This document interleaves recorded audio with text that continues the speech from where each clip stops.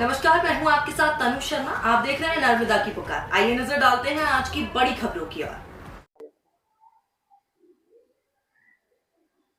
बीना में कांग्रेस नेता प्रदीप राय ने गुरुवार को सिंधी धर्मशाला में जबलपुर हाईकोर्ट में चल रहे निर्मला सप्रे के मामले को लेकर प्रेस कॉन्फ्रेंस के माध्यम से निर्मला सप्रे की कार्यप्रणाली को लेकर सवालों के घेरे में खड़ा कर दिया है।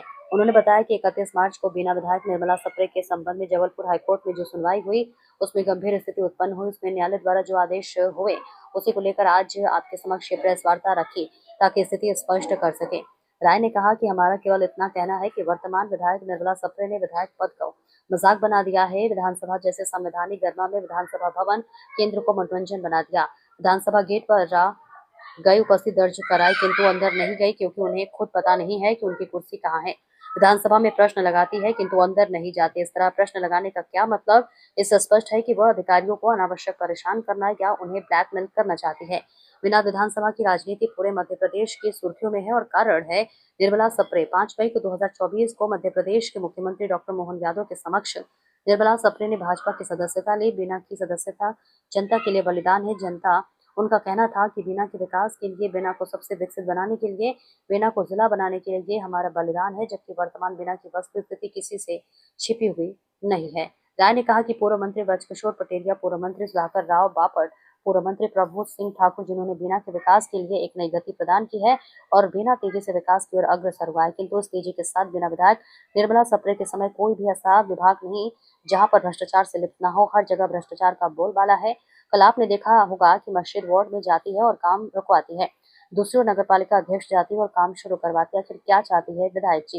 इसके साथ ही राय ने कहा कि मुझे पूर्ण विश्वास है कि मई माह में जनता की भावना को ध्यान में रखते हुए कोर्ट निर्णय लेगी और उपचुनाव होना लगभग तय है। बिना से अतुल गुप्ता की देखिए खास रिपोर्ट। बन गया कि वो ये कह रहा है कि हमारी कांग्रेस में ही सदस्यता है, हमने कांग्रेस में नहीं छोड़ा। और अगर मान लो उन्होंने कांग्रेस को नहीं छोड़ा तो चाहे हमारे शीर्ष नेता माननीय प्रदेश अध्यक्ष जीतू पटवारी जी के पास जाए, कमलनाथ जी के पास जाए, पूर्व मंत्री माननीय श्री दिग्विजय सिंह जी के पास जाए, याचिकाकर्ता हमारे सीनियर उमर सिंगार जी के पास जाए, वहां जाके कहेंगे हम तो कांग्रेस के वो तय करेंगे। या तुम थोड़ी ना तय करोगे कि तुम कांग्रेस में हो, तुमने तो तय कर दिया कि हम भाजपा के हैं और भाजपा के लिए काम कर रहे हैं। वो भाजपा के प्रमाण कोर्ट मांगेगा, प्रमाण की कोई कमी नहीं है। जैसा उन्होंने कहा इतने प्रमाण हैं, उन्हीं की आईडी से चलोगे प्रमाण है। कोई एआई का सहारा लेके प्रमाण नहीं बनाए गए, कोई सोशल मीडिया की नकली आईडी से प्रमाण नहीं बनाए गए। उन्हीं की आईडी से कई ऐसे प्रमाण हैं जो सिद्ध करते हैं कि वो भारतीय जनता पार्टी के लिए काम कर रही है।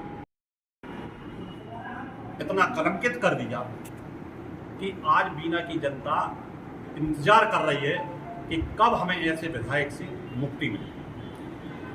31 तारीख को आज की पत्रकारिता का मूल उद्देश्य मेरा ये है कि 31 तारीख को 31 मार्च 2026 को जबलपुर हाईकोर्ट यहाँ पे जहाँ पर ये दल बदल याचिका चल रही है, सुनवाई चल रही है, वहाँ पर हमारे कांग्रेस के नेता प्रतिपक्ष माननीय उमर सिंगार जी और मैं स्वयं ये याचिकाकर्ता के रूप में जबलपुर हाईकोर्ट में याचिका लगाई और उस याचिका की सुनवाई के अंतर्गत 31 मार्च 2026 को जो आदेश पारित किया गया, उस आदेश के विपरीत पिछले कुछ दिनों से बीना के अंदर एक माहौल निर्मित किया गया समाचार कुछ पत्रों के माध्यम से कि जो मीडिया के द्वारा, सोशल मीडिया के द्वारा, ऑडियो वीडियो के द्वारा जो तथ्य हाईकोर्ट में प्रस्तुत किए गए उन्हें हाईकोर्ट ने नकार दिया और निर्मला सप्रे ने ये कहा उनके अधिवक्ता के माध्यम से कि मैंने कांग्रेस नहीं छोड़ी। इस प्रकार का एक भ्रम पैदा करके मीडिया के माध्यम से उसको दिखाया गया। उसकी वस्तु स्थिति में जो कार्रवाई हुई है, उस कार्रवाई के अंतर्गत जो भी आदेश पारित 31 मार्च को हुए हैं उनकी कॉपी आप लोगों को उपलब्ध कराऊंगा।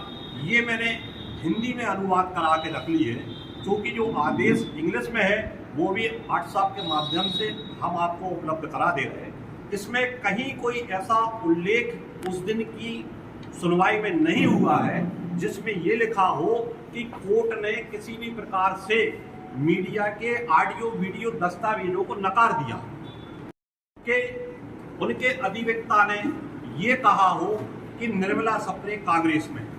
कोर्ट की जो भी कार्रवाई हुई उस दिन वो आपको हम उपलब्ध करा रहे हैं। इसमें कोर्ट ने स्पष्ट रूप से जो आदेश दिया है उसमें 9 तारीख को स्पीकर महोदय ने, अधिवक्ता जो महाधिवक्ता है स्पीकर महोदय के राज शासन के, उन्होंने स्पष्ट रूप में कोर्ट में कहा है कि 9 तारीख को हम याचिकाकर्ता माननीय उमर सिंगार जी को बुलाएंगे, उनसे प्रमाण लेंगे और उन प्रमाणों के आधार पर हम विधायक जी को बुलाएंगे, विधायक जी से उनका पक्ष रखेंगे कि वर्तमान में वो किस दल में, और विधायक जी या विधायक अधिवक्ता को अपनी बात रखने का अधिकार अभी केवल विधानसभा अध्यक्ष स्पीकर महोदय के सामने है।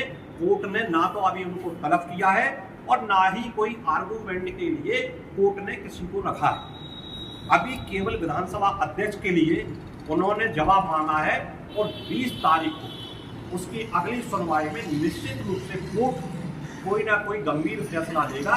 अगर विधानसभा अध्यक्ष जी 9 तारीख के बाद उस पक्ष को नहीं रखते हैं, 20 तारीख में अपना पक्ष नहीं रखते हैं, तो निश्चित रूप से कोर्ट अपना निर्णय लेने में सक्षम है। और कोर्ट ने 31 तारीख को जो कहा है वो सख्ती के साथ इसलिए कहा।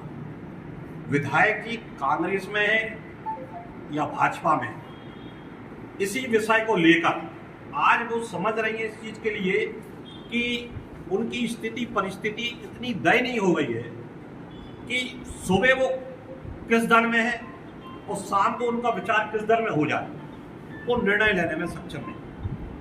कांग्रेस के विधानसभा नेता प्रतिपक्ष ने सर्वप्रथम याचिका लगाई, उनके सहयोगी के रूप में बीना के एक स्थानीय मतदाता के रूप में मैंने याचिका लगाई थी।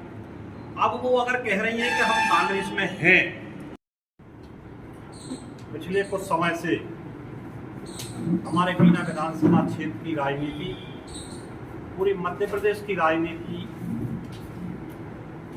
की सुर्खियों में है और उसका मूल कारण हमारे बीना विधानसभा क्षेत्र की विधायिका श्रीमती निर्मला सप्रे जी का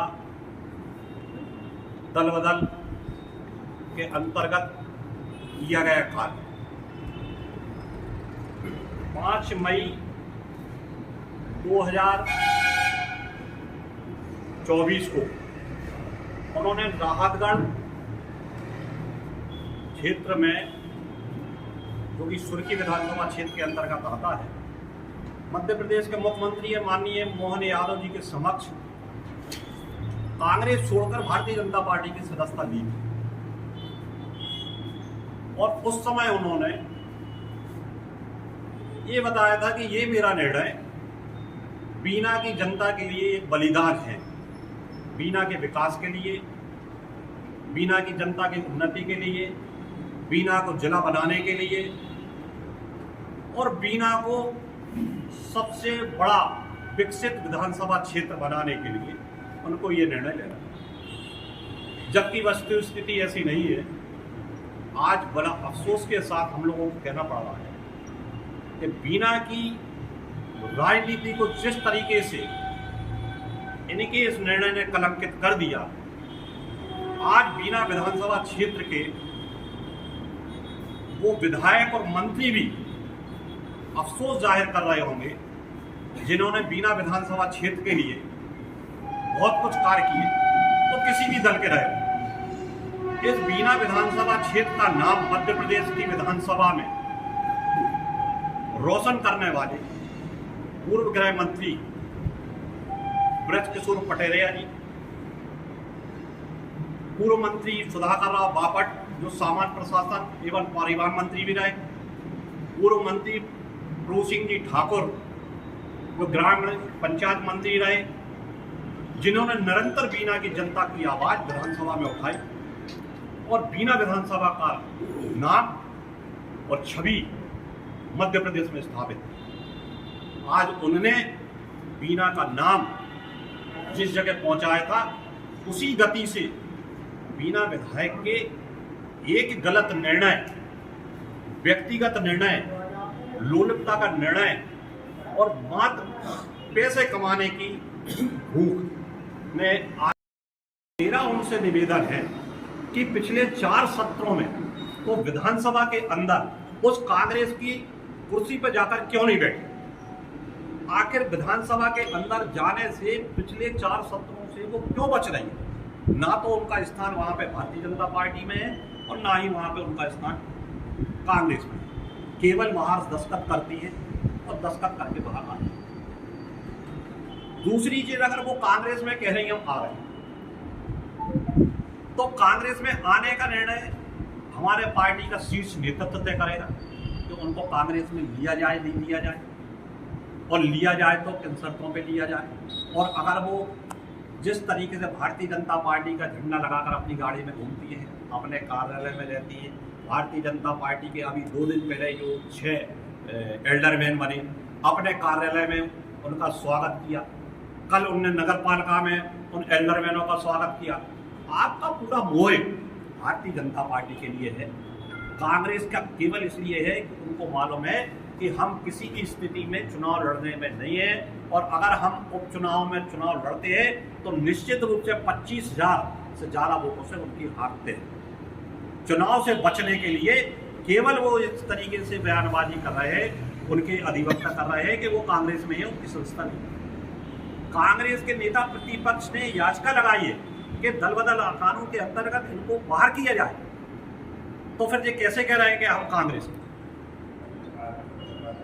दूसरी चीज इन्होंने बोला, आप लोगों के माध्यम से, मीडिया के माध्यम से बीना की जनता, बीना की विधानसभा के साथ साथ पूरे देश में इस बात को हर व्यक्ति जानता है कि इनने खुद अपने कई मंचों से घोषणा की, माननीय मुख्यमंत्री जी महाकाल के बेटे, मैं इनके समक्ष आज पार्टी इनकी ज्वाइन करती हूँ, मैं अपना बलिदान देती हूँ। इनने बलिदान दिया बीना की जनता के लिए, आज ऐसी क्या जरूरत पड़ी कि इनको फिर से अपना बलिदान देना पड़ रहा है? अब ये बलिदान किसके लिए है? वो बलिदान तो बीना की जनता के लिए था, ये बलिदान किसके लिए? ये बलिदान केवल उनका है कि उनके जो आय के स्रोत है, वो भ्रष्टाचार का एक हर विभाग में माहौल स्थापित कर दिया है। अब उनको ये लग रहा है कि अगर हमारी सदस्यता चली है तो निश्चित रूप से हम दोबारा विधायक बनने की स्थिति में नहीं। दूसरी तरफ हमें इस बात को लगता है कि निश्चित रूप से भारतीय जनता पार्टी ने इनको नकार दिया, इनको भगा दिया, इनको धुतकार दिया। कुछ तो ऐसा हुआ है कि ये इस बात को कहने के लिए मजबूर हो गए कि हम तो कांग्रेस के हैं और हमारी कांग्रेस में अभी से भारतीय जनता पार्टी के लिए पिछले 2 साल